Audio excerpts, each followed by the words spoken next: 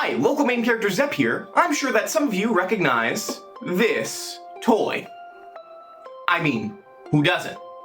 I can guarantee that at least some of you recognize this toy. It's a classic. Now, I think I can guarantee that most of all of you recognize this toy.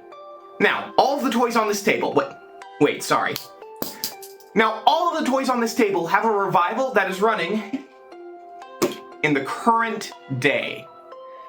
But one of these toys is one of the biggest toy franchises of all time, recognized worldwide, and the other one,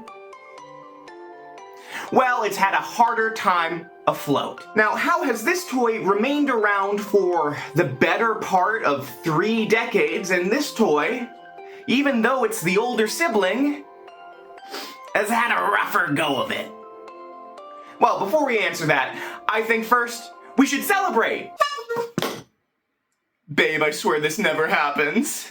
B-Daman is back and is literally better than ever from an engineering standpoint. I'm in love with these new releases, and they have brought plenty of old fans back out to play. If you're not in the know, B-Daman hit the scene before Beyblade in 1993, first as a marble shooter toy using the Bomberman license, then spinning off into a robot anime, video games, hobby anime, and plenty of other licenses like Donkey Kong, Godzilla, Magical Circle, Guru Guru, Rockman Executable, Poop and Fart Penguin, Penby for Scale, and more. Alongside Bandai's Hyper Yo-Yo and Tamiya's Racing Mini 4-wheel drive, Takara's B-Daman was a staple of Japanese competitive toys after 1995's Super B-Daman brought it into the battle hobby genre, where it would remain a popular toy until its discontinuation in 2001. It's in that fateful year where the triad comprising the first golden age of hobby toys would be overshadowed by a newcomer in its hot new anime premiere. First releasing toys earlier in 1999, Bakugan Shoot Beyblade and the sequels to follow would go on to be a bigger hit in Japan and the world at large than Super B-Daman or any of its successors. B-Daman, which ran non-stop for 8 years, got topped by a spinning top. Although B-Daman would have revivals and spiritual successors, all of them would last for a year to 3 max. Compare that to Beyblade, which, well, we're still getting it.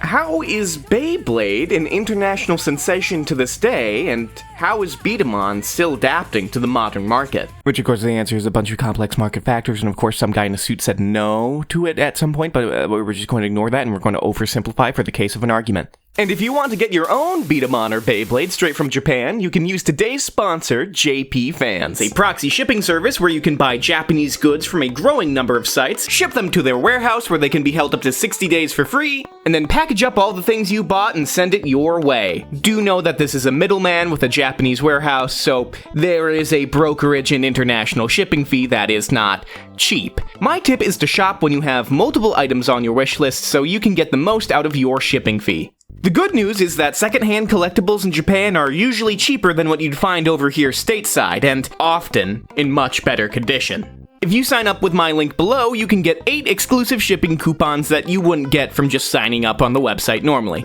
So remember to sign up with my link below to find your own haul on JP Fans. First, let's talk about the new B-Daman. Well, new in quotes. This is a remake of 1995's Fighting Phoenix, a feisty power type, via Takara Tomi's Legacy Soul series. It's an adult collector's line that takes classic toys and revamps them with modern engineering and better materials. Like the rest of the offerings on the T-Spark storefront, it's a toy for adults with an adult price tag, but it funnels that budget into play features. And of course, by for adults, I mean it has a lot of small parts and nostalgia bait. To give the new stuff a frame of comparison, generally speaking, original B-Daman releases were made primarily out of polystyrene, a common plastic that is versatile, lightweight, and pretty cheap. It gets the job done, and that's it. It doesn't stand up to 30 years of wear and tear all that well. A vast majority of model kit runners were made out of polystyrene, and most B-Daman were model kits. The Legacy Soul release is also built from sprues because nostalgia, but it's made out of the much stronger ABS and POM, adorned with plenty of rubbery SBS parts for grip and comfort. ABS is a tough plastic used in Lego and automotives, and POM is strong enough that it's commonly used for gears and other machinery. If you'd like to learn more about the material science of plastics and how they're used in toys, I've already done a lecture on that and how they're used in Beyblades. But, in short, this new Phoenix is made out of good stuff, which is good. Duh. B-Daman are naturally put under a lot of stress and manhandling, especially a power type like Phoenix, which tries to put as much resistance on the marble as possible so it fires hard or fast. The whole Fighting Phoenix package is excellently designed with this in mind.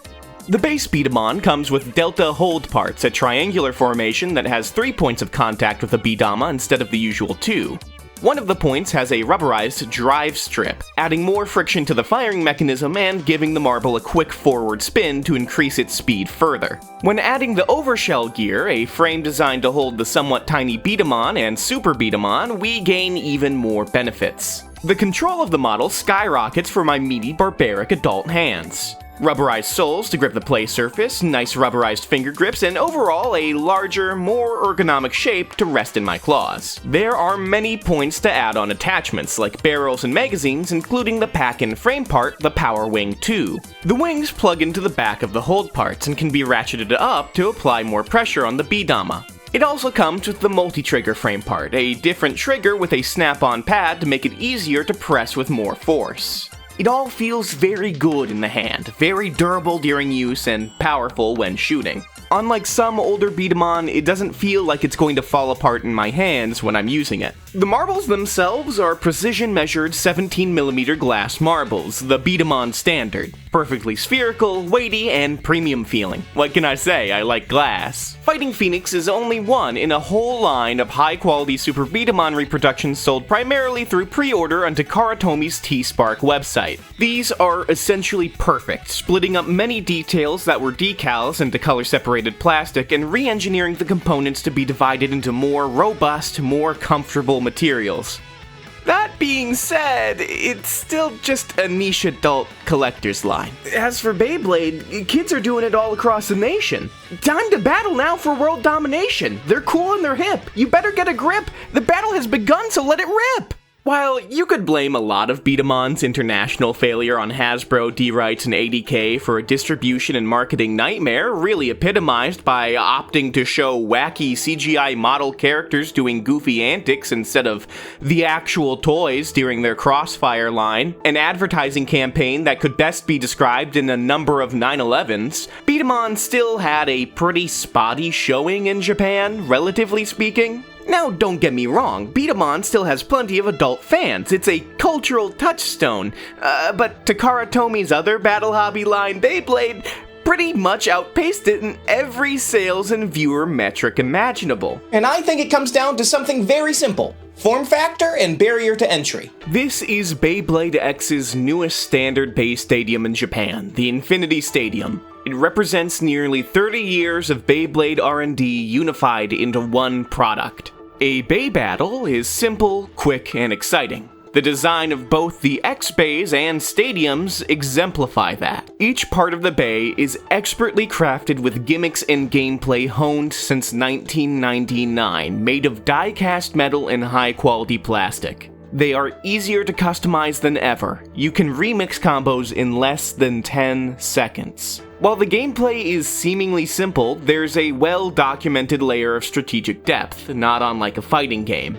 In order to reliably secure your win, you must predict your opponent's bays, their launch technique, and must aim for a victory condition that is both safe enough to gamble on and risky enough to earn a lot of points. The stadium itself is built to enhance this gameplay and make it far more exciting than any generation before it. It does this primarily through the inclusion of the Extreme line, a toothed plastic rail that engages the gears on each X-Bay's bit, lending them the ability to perform an Extreme Dash, a flashy and dangerous attack that sends the bay barreling towards the center stadium. It can quickly knock out the other bay, but it can also drain your stamina and self-destruct your bay if you're not careful. A lot of the strategy relies on precise movement around the rail, either avoiding it or launching your bay with a movement pattern that delays your use of it. The Infinity Stadium is an upgrade from the standard Extreme Stadium and Extreme line, now having two opposite exit ramps for the rail and pockets to match. It turns what was already a special move in real life into what could end up becoming the Beyblade equivalent of a beam struggle. The stadium is portable, as are the bays and launchers. They are quick to set up and even easier to reset to play a series of games. The rules are intuitive, if not instinctive. It's spinning top sumo. The game innovates even further upon the concept by providing multiple win conditions. You can outspin your opponent for 1 point, burst them for 2 points, knock them into the corner over zones for 2 points, or knock them into the central extreme zone for 3 points. Mathematically, the extreme zone is the hardest one to knock it into. And also the easiest one to send yourself into if you get overzealous with your extreme dash. First player to 4 points wins the set. All of this comes together for a quick and strategic risk-reward gameplay that's dead simple to pick up and contains all of its complexities in parts knowledge, skill, and physics interactions. It is, by most measures, a perfect toy. Now, I love B-Daman, but it basically contains none of those elements. There's not a single B-Daman format set in stone. There's a variety of competitions, each requiring a large space to set up, lots of reset time, and a big mess picking up the marbles that flew who knows where. It's not as easy to do a lot of battles in quick succession, and sometimes the reset takes longer than the actual game. Beta battles, B-fights, or whatever may what have you are not contained in the same recess-friendly footprint of a Bay battle, needing a hobby venue or a clean, level, enclosed surface when playing at home or in public. Customizing a B-Daman is a much more finicky affair, and storage is definitely more difficult than throwing it into your pocket because loose marbles and larger, more awkward, tough-to-keep-together parts. It's a very fun, skill-based hobby. B-Daman are a blast to play with. Not so much to set up, tear down, or lug around. You can bring Beyblade to a party and people will gather around the stadium, cheer, and ask for a turn. You bring B-Daman to a party, well, you're probably going to lose your marbles and break your toy. B-Daman is literally the best it's ever been right now. That's kind of a bittersweet sentiment, because even at its best, it could never dream of beating Beyblade. Luckily, it doesn't have to. It has its market niche and dedicated fans, and I think they are being well served by these new releases and their exceptional quality. Nothing has to be a Beyblade killer, especially when you're the same company producing Beyblade. B-Daman has gameplay that you could never get with Beyblade, and vice versa. The best stuff doesn't come from making something everybody likes. It comes from making something that a few people would love, and trust me, there's a mighty few who love B-Daman. After all, look what happens when you get so obsessed with Beyblade because she's the one who got away. We're with the toy mogul, Ronan Harari. You're sitting with the guy that passed on Beyblade. I brought it back and everybody looked down, they're like, spinning tops, spinning tops, not so cool.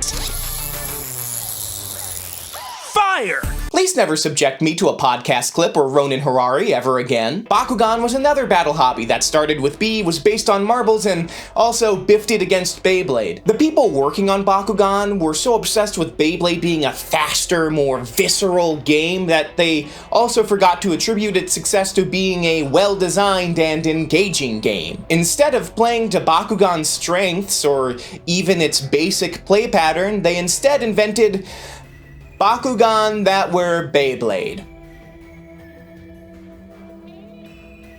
It turned out about as well as you'd expect. B-Daman doesn't have to copy off of that homework because it knows what it is, and I'm glad still, even in this modern day, it's finding success being itself. But hey, have you considered that this is actually the lamest thing ever? I mean, the Bakugan movie is coming out any day now. They've learned their lesson, guys. It'll be fine, guys.